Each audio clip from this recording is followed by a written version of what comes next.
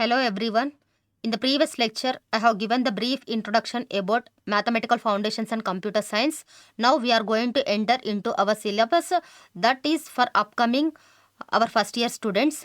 So this is the first topic in our first unit, that is statements, notations, logical connectives.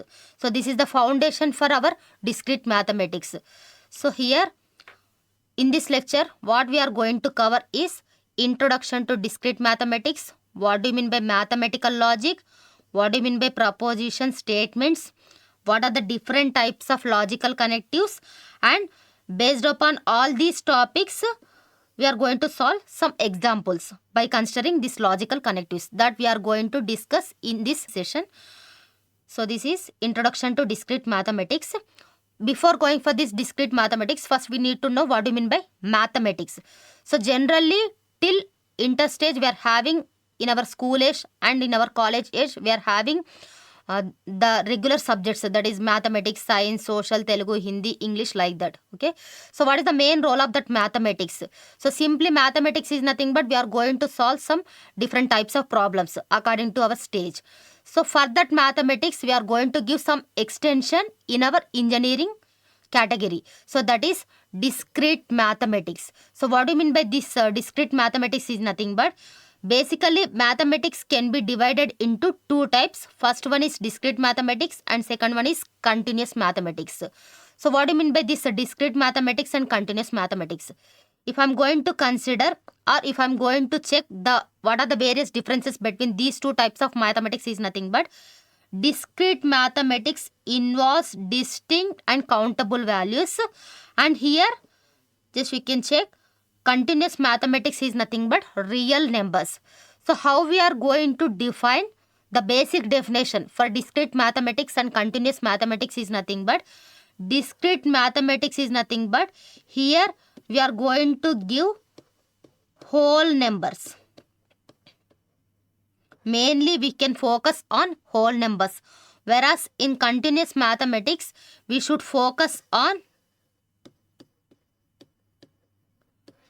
real numbers. So what do you mean by this whole numbers or real numbers is nothing but in general mathematics we know what do you mean by whole numbers and real numbers. So simply whole numbers is nothing but it should be started from 0 and we are not going to include any fractions and we are not going to include any decimal values. Okay, whereas real numbers is nothing but so these fractions and decimals should be included in real numbers. So that is the basic difference between discrete mathematics and continuous mathematics.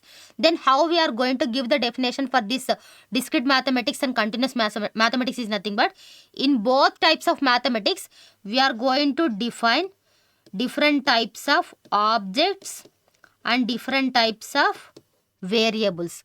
Then how we are going to define these objects and variables is nothing but if I am going to represent some graph for this discrete mathematics and continuous mathematics, if I represented like this in the form of dots and I'm having one more graph like this curved straight line. Okay, so what is the difference between these two types of graphs is nothing but whereas if I'm going for this graph, so here in this graph we represented dot symbols. Instead of dot symbols in this graph we are having some straight line. Okay, so simply by seeing this graph how we are going to give the difference between these two types of mathematics is nothing but if I'm going to consider this graph, how many dots that we are having? 1, 2, 3, 4, 5, 6. But if I'm going to consider in this graph, so here we are having line is there. But here we are not going to give the count for the objects. We should not find how many number of objects or how many number of dots involved in this graph. That is the one more difference between discrete mathematics and continuous mathematics. So simply here objects should be countable. In this graph objects should not be countable. That is the first difference. Okay. And next the best example for this discrete mathematics and continuous mathematics is nothing but if I'm going to consider textbook. Okay, if you are going to observe from starting of the page to till end of the page in the textbook, in the bottom of the textbooks, we are having the numbers 1, 2, 3, 4 like this only. But we are not having the page numbers 1.5, 2.5 like this. So simply the number of pages in the textbook is the best example for discrete mathematics. Whereas in the continuous mathematics, if you are going to consider, suppose age of a person. Okay, how we are going to calculate age of a person? So that should be calculated years, months, weeks, days, hours, minutes, seconds. Suppose 33 years, 5 months, 7 weeks, 5 days, 6 hours, 5 minutes, 3 seconds. So by considering all these factors, that is years, months, weeks, days, hours, minutes, seconds, we are going to find the particular age of a person. So it should be 33 years. So number of days, how many hours that we are going to consider in that age. So like that we are going to find age of a particular person. Okay. And one more best example for this continuous mathematics is nothing but if I am going for that vegetable market. Okay. Suppose if I need half kgs, that is 1/2. Half kg is nothing but we are going to represent 1/2 kgs. So this should be represented in terms of fractions. So that is 0.5 kgs. Okay. So that vegetable should be or can be by in terms of fractions. Okay. So that is the basic differences between discrete mathematics and continuous mathematics. So simply the first difference is it should contain distinct values and it should contain real numbers. And here objects should be countable. And here we should not give the count for objects. And next, the best example for discrete mathematics is number of pages. It should be real numbers. Whereas continuous mathematics, age of a person or how many kgs that we need to buy vegetables in a vegetable market. So like this we are going to give examples for discrete mathematics and continuous mathematics in addition to our definitions. So this is the basic concepts in our mathematics. And next, why it matters for computer science.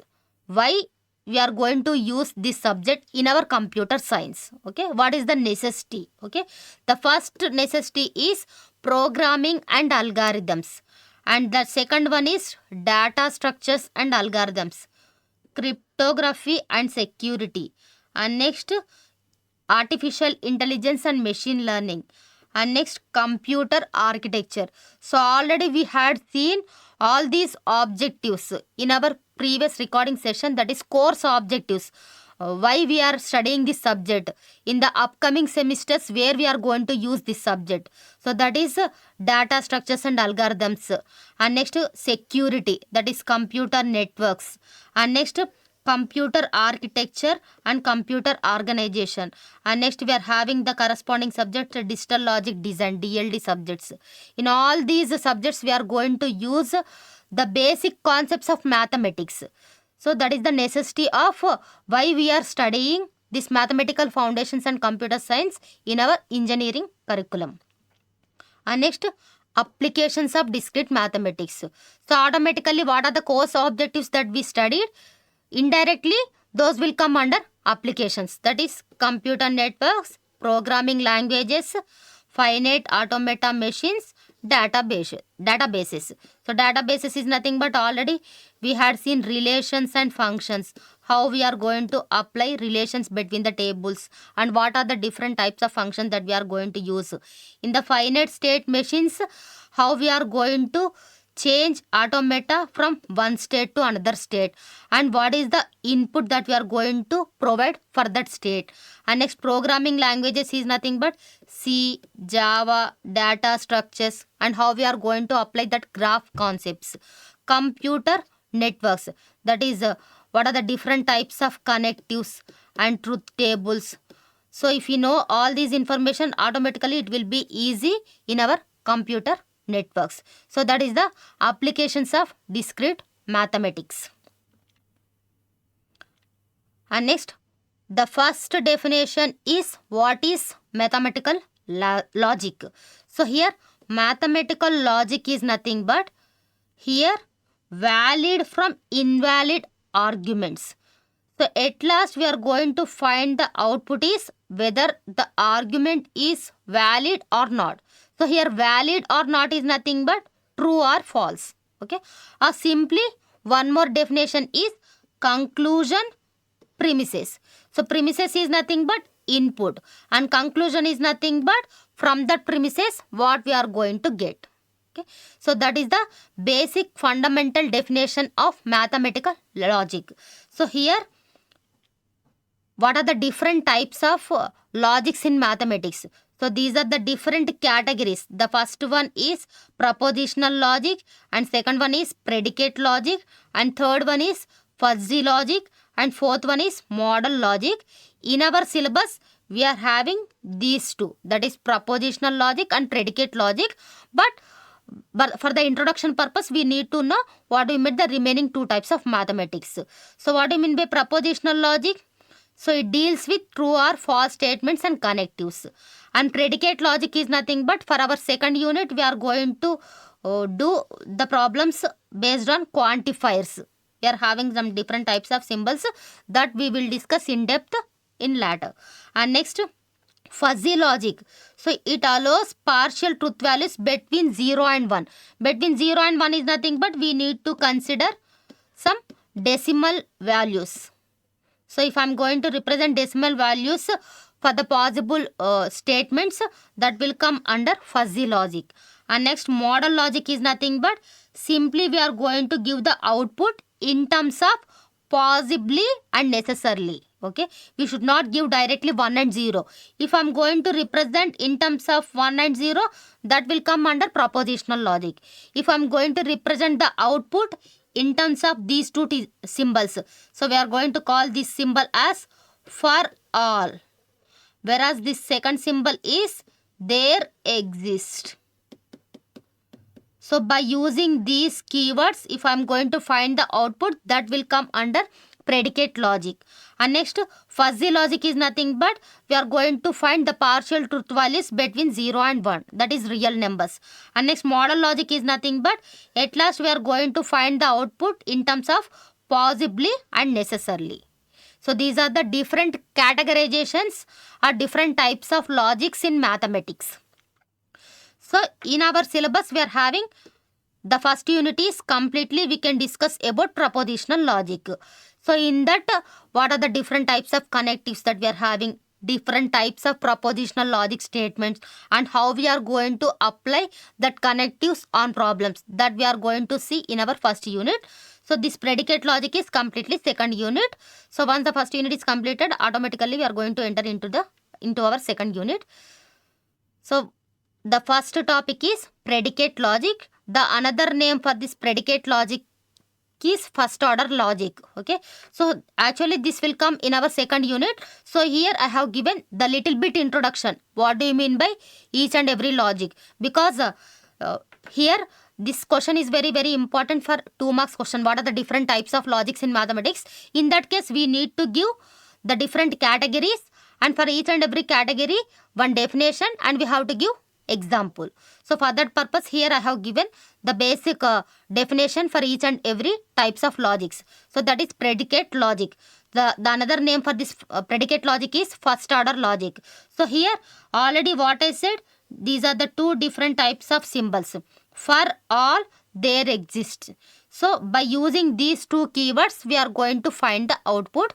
So that is the main objective of this predicate logic. So we are going to call these 2 symbols as predicates. So here I have given one example. For all x, if x is a student, then x is studies. So in depth if and then we will see in the further topics. So here how we are going to represent the output in terms of predicate logic. I have given the syntax. Okay, and the applications of this predicate logic is nothing but we are going to use in database queries and AI knowledge representation. So this is one category. And next, model logic and fuzzy logic. So already what I said, in the model logic we are going to use the keywords necessarily and possibly. Okay, and what are the applications is this model logic is game theory. So fuzzy logic is nothing but we are going to find between 0 and 1 what are the values. Suppose if I am going to consider the example as temperature equals to hot. So here I have declared temperature equals to hot, but I have not given the specific count. So even though if I am going to give the value for what is the temperature, that is 0.7, okay, but we should not give this 0.7 is true or false. That should not be declared in fuzzy logic. Whereas in model logic, if I am going to consider, just you can see here, 2 plus 2 equals to 4. Actually, the basic general mathematics, this statement is true. So this is necessarily true. Okay. But if I am going to consider one more statement, it will rain tomorrow. So tomorrow means we can't expect, and we are not going to find whether it will rain or we are not going to get the rain. So that is possibly true. This is necessarily true. So like this we are going to give the output for some kind of statements. If I am going to give the output in terms of necessarily and possibly, the type of logic is nothing but model logic. And next, the first topic is propositions and statements. So here, what is proposition? The another name for this proposition is simply statement, or simply we are going to call proposition logic. All these are different terminology for this proposition. Simply statement or propositional logic. Everything is same. Then how we are going to define this propositional logic? So this is declarative sentence which we can assign one and only one. One and only one. What is that one and only one? Truth value, true or false, but not both. So what do you mean by this definition is nothing but simply at last we are going to get the output as truth value. Truth value. So here truth value is nothing but we are not going to consider T. Truth value is nothing but that either it may be true or false. The possibility outcome is truth value, that we are going to get true or false, but not both. At a time we cannot generate true and false for a single statement. That is the one more condition for propositional statement. So simply proposition statement is nothing but it is a sentence that we are going to get the output is truth value.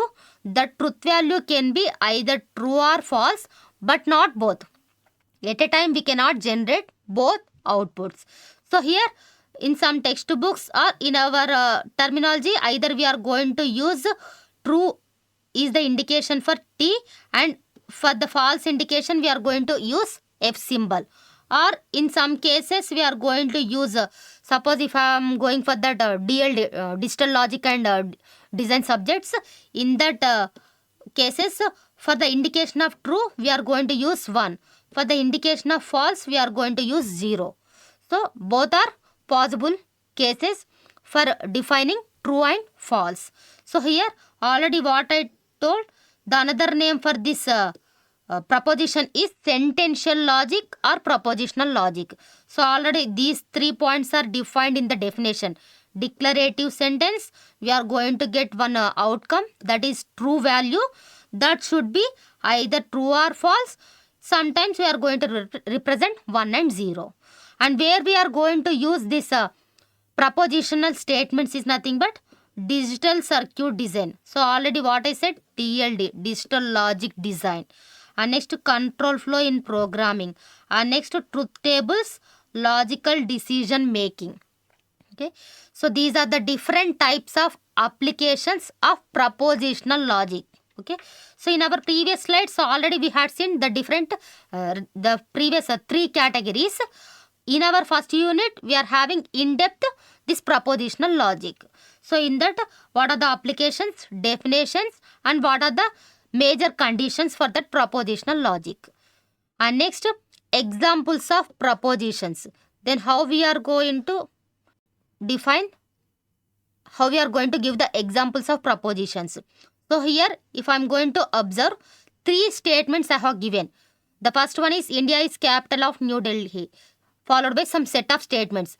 So India's capital is New Delhi. That is true. Okay. And next, 2 3s are 6. But here what is the output that we are having? 5. So this is false. If I am going to indicate 6, we are going to get the output is true. And next, 5 is a prime number. It is true. So for some kind of statements, if I am going to define, truth values are either true or false. Such type of statements will come under propositional statements. Okay. And here I have given one more definition, that is not propositions. So here not propositions is nothing but, in this case, for a set of statements, we generated the output as true and false. But for some cases, we are not going to provide any truth values. So how beautiful are you? And next, if I am going to consider this example, wish you a happy new year. This is just wishing only. And here questioning. And here third statement is x plus y equals to z. I have given expression, but I can't assign the values for x and y. If I will assign the values for x and y, automatically we are going to generate some value that may be true, or suppose if I am going to consider x equals to 2, y equals to 3, then automatically x plus y, what is the result that we are going to get? 5. So this can be assigned to z. So if I am going to assign the values for a particular variables, at last we are going to get the result as some output. Okay. So until and unless if I am not going to assign the values for a particular variables, we are not going to decide it is true or false. Such type of statements will come under not propositions, or we are going to call non-propositional statements. Non-propositional statement. So this is the basic difference between propositional statements and non-propositional statement. So simply why, questions, commands. Commands is nothing but just go and close the door, just bring the cake. So like this, if you are going to represent the statement in terms of commands, how beautiful are you, exclamatory marks. So for such type of statements, we are not going to find the truth value. So such type of statements will come under non-propositional statements. So this is the example for propositional statements. These are the different categories. And next, types of propositions. The first one is atomic. Atomic, the another name is, or simply simple statements, and we are going to call primitive statements. Primitive statements. So all these are terminologies can be used for atomic statements only. So simply atomic statements is nothing but simple. So the name itself, we represented simple. Simple is nothing but it should be represented with individual statements. We should not include more than one statement. It is a plain single statements. That is nothing but atomic propositions. So just you can see here, in this whether we are included any other statements? Not. So next to 2 3s are 5. Some statement, single statement, it should not be mixed with one more statement. So like this I have given some examples for different types of simple statements. All these will come under atomic statements. So here the next category is compound propositions. So compound propositions is nothing but, this you can see here, 3 plus 2 equals to 5, followed by we are having one more sentence. Okay. So these two statements should be combined with one word, that is and. So if I am going to represent like this, such type of statements will come under compound statement. So simply how we are going to define this compound statement is nothing but, this is one statement, atomic statement. This is one more atomic statement. So 2 or more atomic statements can be combined using connectives. So here what is the connective that we used? And. So such type of representation is nothing but compound statements. The another name for this compound statement is molecular statements. Okay, or we are having one more name, that is composite propositions. And next, these are the different types of connectives that we are going to use in the statements and or not. In depth, what do you mean by each and every this word, that we will see in the further cases. And here I have given one more statement, that is non-statements. Already in the previous case we had seen here not propositions. Not propositions is nothing but non-propositional statements. For such type of statements we are not going to find true or false. Such type of statements will come under non-statements. And next, notations. So till now we had seen what do you mean by proposition. So sometimes instead of representing sentences, for that sentences we are going to assign some variables, or simply we are going to call notations, and all these notations should be represented by capital letters. So for this sentence I have assigned some capital P. P equals to Delhi is the capital of. So if you are having some lengthy problems, instead of repeating this sentence more than one time, simply this sentence should be replaced with corresponding notation. So like that also we are going to give the symbolic representation for propositional statements. And next topic is logical connectives and corresponding truth tables. So here this is the basic and very important question in our first unit. What are the different types of connectives that we are having in our basic discrete mathematics? The first one is negation, disjunction, conjunction, conditional, biconditional.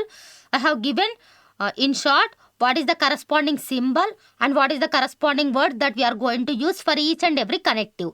So simply here connective is nothing but for two atomic statements we are going to use one common word. That word should be either not, or, and, if then, if and only if. So these are the corresponding terminologies for each and every symbol. So the representation for this negation is we are going to write either this complement or this like this. And next disjunction symbol is like this. So already I have given each and every connective symbol representation and the corresponding word. So this we are going to use in the further problems. How we are going to use. So before going for this for the problems, first we need to know what do you mean by each and every connective. That we need to know what is the, already here we had seen the corresponding symbol and word, and for each and every connective what is the logic that we need to use. What is the logic that we need to apply if I am going to if I am going for the problems. So here negation is nothing but simply reverse. So what is the statement that we are having? For that statement we are going to write in by using the word not. Okay. So if the statement is true, automatically we are going to write false. If the statement is false, we are going to write true. So this is the corresponding truth table for the connective negation. So for each and every connective I have given one example. If I am having the statement as it is raining. So already what I said, the symbol for representing negation is either like this or this symbol. So negation P is nothing but we are going to include the word not. Reverses. Reverses is nothing. Suppose in the first sentence if I am having it is not raining is nothing but negation P is it is raining. The opposite of the given statement automatically will come under negation of a proposition. So like this we are going to write for each and every connective definition, truth table and one example. And next disjunction. What is the corresponding word? Or. And what is the symbolic representation? Or. So what is the logic for this disjunction operation is when both are false, the resultant is false. So this is the basic logic for disjunction operation. In all remaining cases, the output is true only. Both statements should be false. In that case, output should be false. So if I am going to observe here, first statement is false. The second statement is true. In that case, the result is not true. So like this, we are going to write the truth table and one example. And next, conjunction. So what is the logic behind for this conjunction operation is, this is, if both are true, then the resultant is true. In remaining all cases, the resultant is false. Okay. If any one of the statement is false, automatically the resultant is false. But for the condition for conjunction operation, conjunction connective is both statements should be true. And this is the symbolic representation, and this is the corresponding word. And here I have given one example. Just you can see here, P, it is cold. Q, it is windy. I am combining these two sentences for what? Which word? And. Okay. And next connective is conditional implication. So just we have to remember for each and every connective what is the alternate name. So that is the another name for this conditional is implication, and the symbolic representation is this. Okay. So for this, the case is when the first statement is true and second statement is false, the resultant statement is false. In remaining all cases, the output should be true only. The first statement should be true. So if I am going to check here, the first statement is true. But the other case, other statement, truth value is false. But here I am having true. So that's why I have indicated the output is true only. So the basic logic for this conditional statement is nothing but, if I am going to find for the statement possible truth values are true, false, automatically the output is false. So here how we are going to apply this symbol between the statements. What is the keyword? If, then. If, then. The symbol, the word that we are going to use for this symbol is if, then. And next, here we need to remember one more point regarding this implication is hypothesis, premise, antecedent. And next one more thing is consequence, conclusion. So always the left hand side, what is the variable that we are having when we are going for this implication operation? We are going to call that variable as hypothesis, premise, antecedent. And the right hand side of this implication symbol is consequence or conclusion. So these are the terminology that we are going to remember in addition to if, then. Hypothesis, conclusion. And next, regarding this implication, generally we are going to use if, then. In some types of problems, in addition to this if and then, we are having some more terminology. That is, for this implication, Q is necessary for P. P is sufficient for Q. Q if P. P only if Q. P implies Q. All these are the same terminology can be used for this implication operation. We have to remember all these terminologies for the implication. So we are going to call all these definitions will come under necessary and sufficient conditions for implication. And next, in that implication, we are having extra 3 definitions, that is converse, inverse, contrapositive. Okay. For the same conditional statement, P implies Q. If I am going to consider Q implies P, automatically this terminology should be changed. Okay. If this is the case, if I am going to consider P implies Q, so the converse is always Q implies P. Inverse is negation P implies negation Q. Contrapositive is negation Q implies negation P. Okay.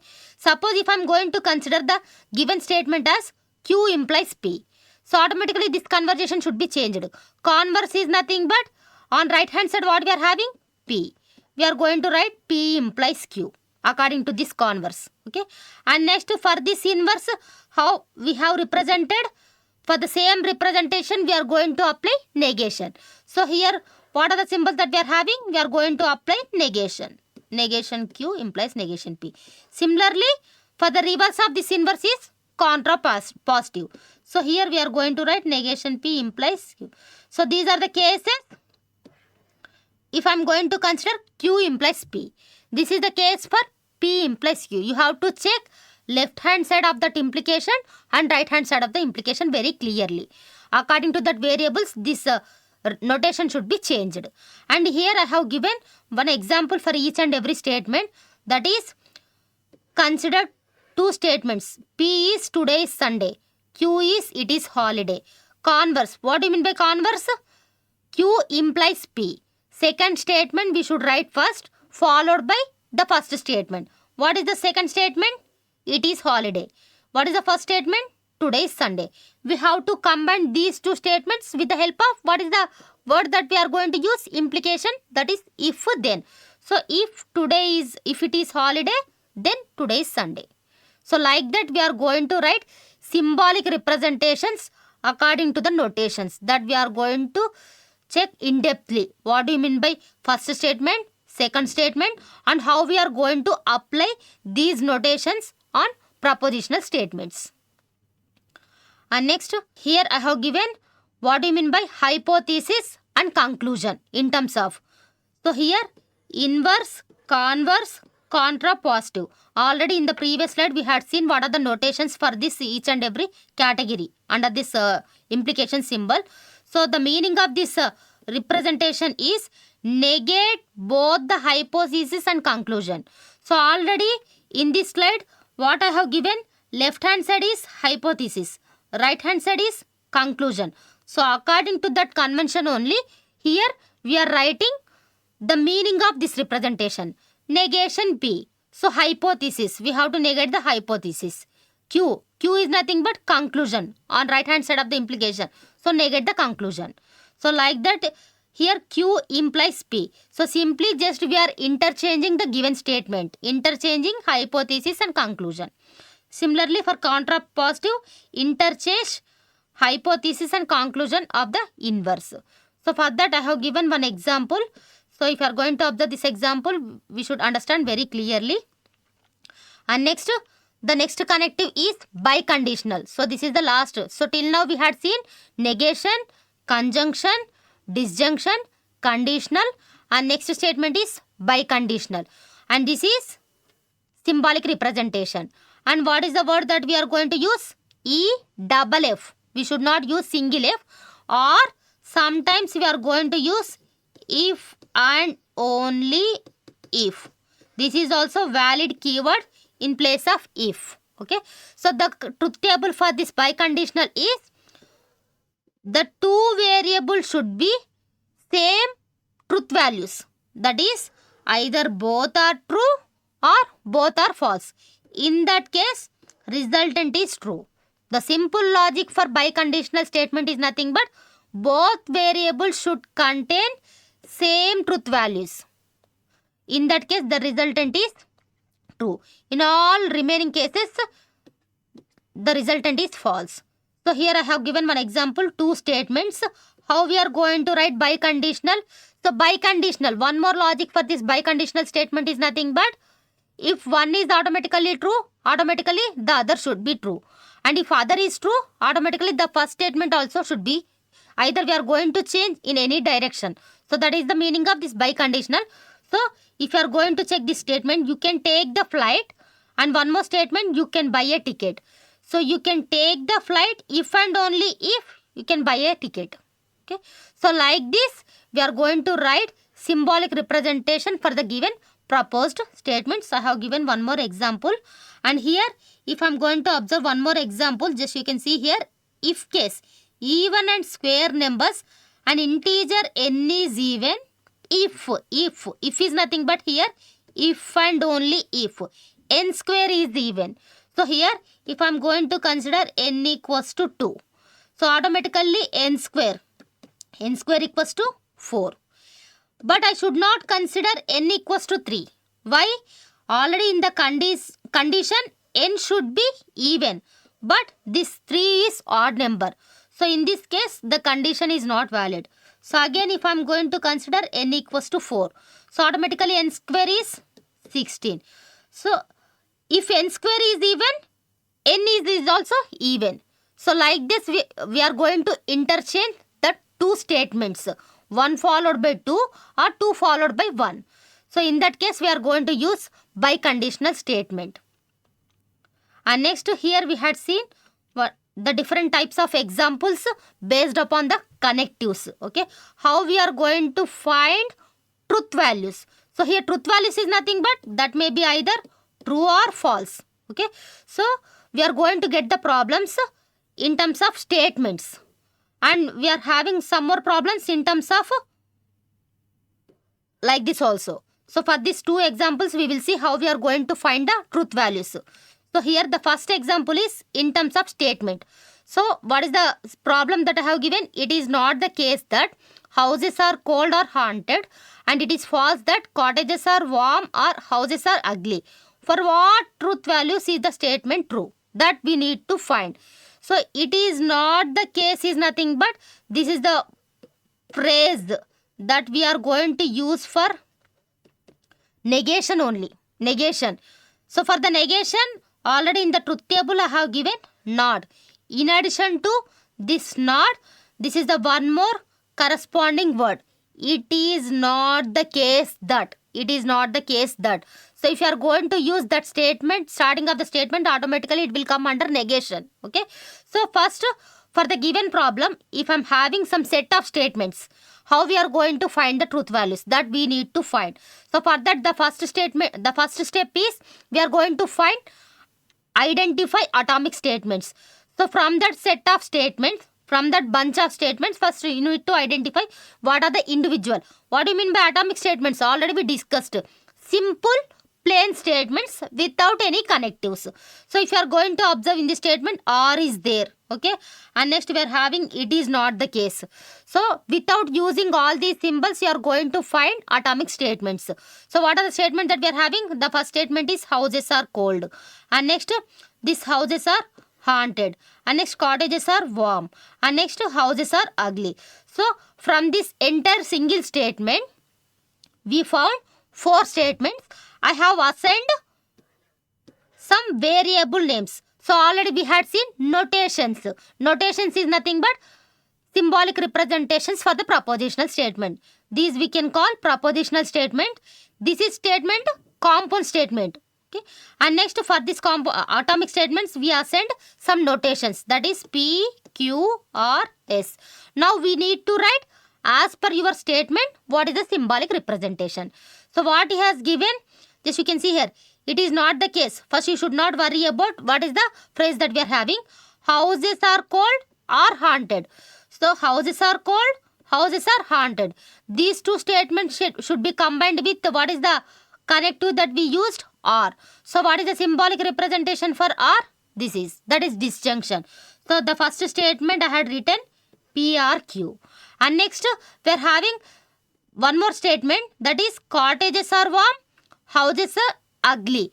These two statements should be combined with the connective R. So again, what are the statements? Cottages are warm, houses are ugly. So again we should write R, R, S. That is third statement. So first we had written for the 4 statements with the representation R, we have given symbolic representation. PRQ and next RRS. Next, in addition to this, again we are having one more connective and we are having one more connective, it is not the case.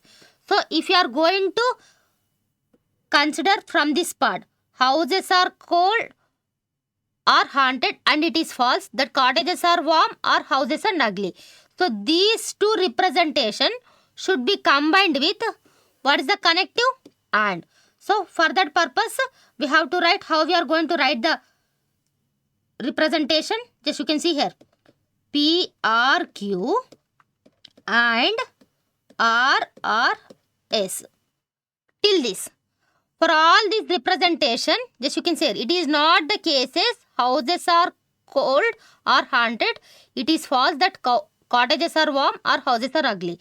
So we have to include negation. It is not the case is nothing but we have to apply not in that corresponding statement. So automatically at last we are going to get the combined symbolic representation for the given statement. So here I have represented houses are cold, haunted for that symbolic representation. So again we are having it is not the case. It is not the case is nothing but we have to apply negation. So I applied negation. Similarly, cottages. So it is not the case is nothing but this can be applicable for this first two sentences followed by the remaining two sentences. So automatically similarly we are going to write it. So for all these symbolic representation, at last we should combine with the connective and. So like this we are going to write for the given set of statements symbolic representation. This is very important question, how we are going to write symbolic representation for the given bunch of statements. Sometimes we are going to expect separate statements or symbolic representation. From this we are going to write the compound statement. That also we are going to expect. And next, so here I have given one more example. This De Morgan's law. This we are going to discuss in the further upcoming in the equivalence relations. Here it is not necessary. So here if I am going to consider one more problem, symbolic form. So similar to the first example, just you can see here. If we have represented some statement in the brackets, then. If then means what is the connective that we need to use? Implication. So for that implication what we need to add? So here just you have to check the sentences. Jerry takes calculus, Ken takes sociology, Larry will take English. So first you have to write the atomic statements. So either or is nothing but simply or operation. So Jerry takes calculus, Ken takes sociology. So we are going to write PRQ. Okay. Then Larry will take. Larry symbolic representation I have given R. PRQ. So from the symbolic representation also we should be capable how we are going to write the combined statement. So PRQ. What is PRQ? Anyone we are going to take. Jerry takes calculus or Ken takes sociology. Then R. What is R? Larry takes English. So like this also we are going to write from statements to symbolic form or symbolic form to statement. And next, without statements. Without statements, how we are going to construct truth table. So what is the formula I have given? Negation P R Q. So how we are going to construct truth table is nothing but. So before going for this truth table, here we need to know one formula. How many combinations that we need to take depending upon the variables. Suppose if the formula contains n variables, the corresponding truth table we are having the combination as 2 power n combinations. Suppose if the formula contains 2 variables. So totally how many combinations? 4 combinations. So this is the case for this problem. So how many variables that we are having? P comma Q, 2 variables. So 2 square is nothing but we are going to get 4 combinations. So what are those 4 combinations that we need to consider? 2 cases with 2. 2 cases true and 2 cases with false. So true, true, true, false, false, true, false, false.